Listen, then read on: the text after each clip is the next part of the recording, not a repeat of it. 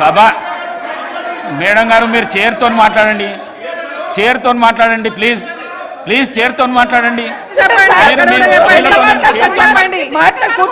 సభా నాయకుడు మాట్లాడుతుంటేనే మీరు అగౌరవపడుతున్నారు.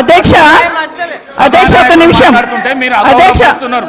ఆగమనండి అధ్యక్ష. మరి మాట్లాడడానికి అవకాశం ఇచ్చినప్పుడు ఆగమనాలి అధ్యక్ష. చర్చ పెడదాం. చైర్తో మాట్లాడండి అధ్యక్ష తప్పకుండా చర్చ పెట్టుకుందాం. అక్కడున్న లేపట్లకు వచ్చిండ్రు, ఎక్కడ పోయినా తప్పకుండా చర్చ పెట్టుకుందాం.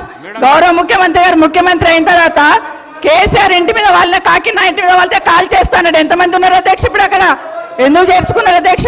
గౌరవ ముఖ్యమంత్రి గారు ఎంజాయ్ చేస్తున్నారు. ఇప్పుడు మాట్లాడుతుంటే గుండె మీద చేసుకొని చెప్పాలి అధ్యక్ష. ముఖ్యమంత్రి గారు కూడా ఆ రోజు నేను అక్కగానే ఆశీర్వదించిన, ఆ రోజు పార్టీలోకి వస్తున్నప్పుడు ఒక అక్కగా ఆశీర్వదించిన, బాబు నువ్వు చాలా పెద్దగా ఎదుగుతావు, ఈ రాష్ట్రానికి ముఖ్యమంత్రి అవుతావు, రాయి పార్టీలకని ఆహ్వానించిన నేను.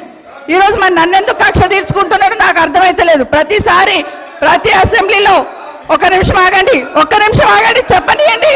ఒక ఆడబిడ్డ బాధ అవుతుంటే వినే స్థితిలో లేరా మీరు? ఎందుకు నన్ను టార్గెట్ చేసిండు? మాట్లాడి చెప్పండి అధ్యక్ష. ముందు కంట్రోల్లో పెట్టండి అధ్యక్ష. ముఖ్యమంత్రి గారు ఒక మాట అన్నారు కేటీఆర్ గారిని, నీ వెనక కూర్చున్న అక్కలను నమ్ముకోవద్దు, మోసం చేస్తున్నాను. ఏం మోసం చేసినాం అధ్యక్ష? ఏం ముంచినాం అధ్యక్ష? ఈయనను ముంచినాం అధ్యక్ష. ఈయనను బతిన్లాడి పార్టీలోకి రా తమ్ముడు అని చెప్పి, నువ్వు వస్తే భవిష్యత్తులో ఈ పార్టీకి నువ్వు ఆశాకిరణం అవుతావు అని చెప్పి పార్టీలకు ఆహ్వానించిన లేదా గుండె మీద చేసుకొని చెప్పమనండి అధ్యక్ష. ఎందుకు టార్గెట్ చేస్తున్నావు? ఏం మోసం చేశాం? ఇప్పుడు కాదు అధ్యక్ష, ఎలక్షన్లు వచ్చినప్పుడు కూడా నా కాన్ఫిడెన్స్ అట్లేగా అధ్యక్ష. సభ దాకా పొద్దున ఒక మాట మాట్లాడుతుంది. ఏం మాట్లాడినాం? పొద్దున ఒక మాట, రాత్రి ఒక మాట.